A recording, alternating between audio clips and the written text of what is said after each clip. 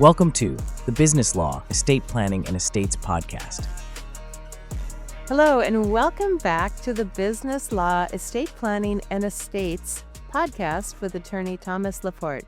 Thomas is the founder of LaPorte Law Group, PLLC, with an office in Portsmouth, New Hampshire, and a location in Andover, Massachusetts. With more than 30 years of experience, he helps individuals, families, and business owners protect their assets, plan for the future, and navigate estates and business matters with clarity. I'm Leanne Lyon, and today we're talking about trusts. Thomas will explain what they are, how they work, and the key differences between revocable and irrevocable trusts so you can better understand which tools may fit your planning goals. Hello, Thomas. Hi, Leanne. How are you? Great. So good to be here. To just get started, what is a trust in general? Well, to some folks, it's a mysterious entity, this thing. All it is a contract. It's a private contract that people can make with themselves. And the primary purpose is to avoid the delays, the expense, and the headaches of probate court and probate administration. And that is the process where the government, in this case, with a judge in a probate court, will require accountings and all sorts of filings before your assets, when one passes away, can flow down to your beneficiaries, whether you have a will or not. The trust is a creation of your own private probate process, which is a lot cheaper. It's private. And in the long end, allows the people who form a trust, like parents, like individuals, to better manage and better provide for their beneficiaries outside of probate. I was going to say, I love that. The avoidance of probate is often what people talk about with this. But how exactly does it work? Well, you have a will, and your will is going to say, I have a pre-existing trust. This is normally how it's done. You can have a trust inside your will. It's called a testamentary trust, but don't do that. Have a trust. It's pretty simple to create. Your will, aside from, say, specific bequests like jewelry and sentimental things, collections, will pass into the trust. Your beneficiaries, instead of being of the will be to the trust. And within that trust, you can do things inside of a trust to benefit your beneficiaries that you can't do within a will. At least not as easily. I was so blessed to set up a trust when our children were young, and my husband has a pilot's license, so there's a real risk there if we're flying around. I wanted to be sure that they would really have the life and lifestyle that we envisioned for them as much as possible if something would happen to us. And having a trust really gave me that sense of peace. In general, what are other benefits of having a trust besides probate and what I just described? Well, at the end of the day, it is peace of mind, and I guess that's the biggest benefit. But the peace of mind arises from the fact that you're not going to have to go through a long, laborious process with the probate court, gathering documents, providing accounting of bank accounts that are not in the trust to the penny, including interest. Those are the types of things, once one's appointed as a personal representative, that you go through probate. There's a creditor's period. In this state, it's 6 months. In most states like Massachusetts, perhaps Minnesota, it's a year. So with a trust, all of that's avoided. The trust is a private entity. It's recognized as a person under the law. The courts recognize it. The laws of all the states recognize it and allow you to pass those assets to your loved ones swiftly and smoothly without that process that we just spoke about. So, how do trusts save people money? Well, I'll give you an example. Most people will transfer their residence into the trust. It's done via a deed. The people that do that, perhaps you and your spouse, Leanne, your pilot husband. You don't lose control of that home. because the trusts that we're talking about are revocable, they're amendable. If you want to transfer assets like a bank account, you just go to the bank and retitle that asset. It will be Leanne, trustee of the Leanne Lyon Revocable Trust, instead of just Leanne Lyons. And that can be your husband as well. So that's where the trust gains its assets. And then within the trust, there are paragraphs that say, upon both of our deaths, this is how these assets are going to go. If we have 2 children, share and share alike. You can also structure the distributions to your kids for certain important things, so you can manage that money beyond your deaths through the use of a successor trustee, which is normally a sister or brother, trusted relative. We can go into that, but those are some really, really great features to a trust that you don't get with just a will and the probate process. So, what is the difference between a revocable and an irrevocable trust? With a revocable trust, you can amend it, the trustees. In this case, I'm using you and your husband as an example, Leah. You can revoke it, you can amend it during your lifetime. With a revocable trust, they're used for specific purposes, such as trying to take assets out of what are called countable assets. Many people are concerned about the nursing home. So, use of a revocable trust where you no longer have access to that principal is used for those types of things. Uh, People that have more wealth that want to get a tax reduction on their income taxes, they'll use a charitable remainder annuity trust. The donor is irrevocably giving away that gift. There's ways to make a wealth replacement trust too, by the way, so that the beneficiaries don't lose the benefit of that gift because the interest grows. The income stays with the grantor. Those are 2 examples of a revocable trust. Another common example is to get the face value of life insurance policy out of your taxable estate. Many people don't know that while life insurance policy, say you have a $2 million policy or even a $1 million policy, it's not a probate asset, but the states will count it for estate tax purposes. And in Massachusetts, if you have $2 million in assets with a home and a life insurance policy, you go 1 cent over that $2 million exemption, you're taxed on the entire $2 million and 1 cent. That's just an extreme example. Other states have a higher exemption amount, but getting life insurance policies out of your countable estate tax assets is another reason you use irrevocable life insurance trust. So 3 examples of an irrevocable trust versus a standard revocable trust. It sounds like there's a really good reason to talk to an attorney and not just think you're going to set up a trust if there's that many different types.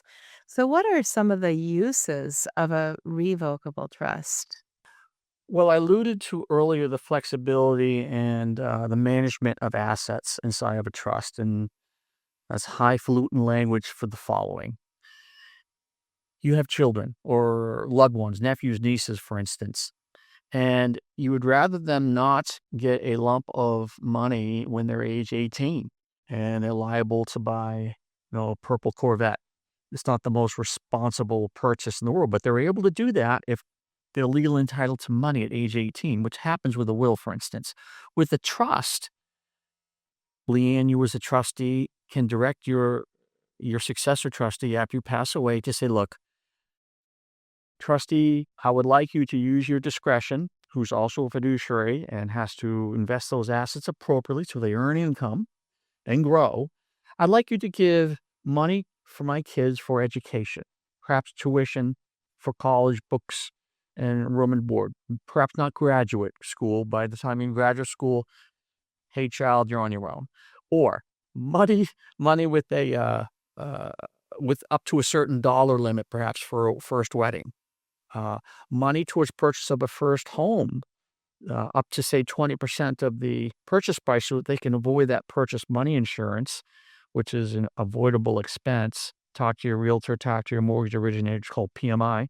Or perhaps money with a dollar limit, depending how much is in the trust, because you want to be fair to everybody and equitable, meaning the beneficiaries, towards investment in their own business, but perhaps not another person's business, because you can eliminate the con artist, the con investment situation. Those are the 4 horse persons, I guess. I used to call them 4 horsemen. And then you can stagger otherwise the distribution of monies at age starting at 23, so it doesn't interfere with their college aid eligibility, excuse me. And then perhaps the balance at 25 and 30. So as they mature in life, they're getting staggered monies that have been growing during this period. You can do that all with a trust. It's beautiful. It's a great way to care for and manage um, and care for your kids as they grow into adulthood, from the grave, if you will. Can't do that with a will. You talked a little bit about the uses for an irrevocable trust, but are there other uses as well?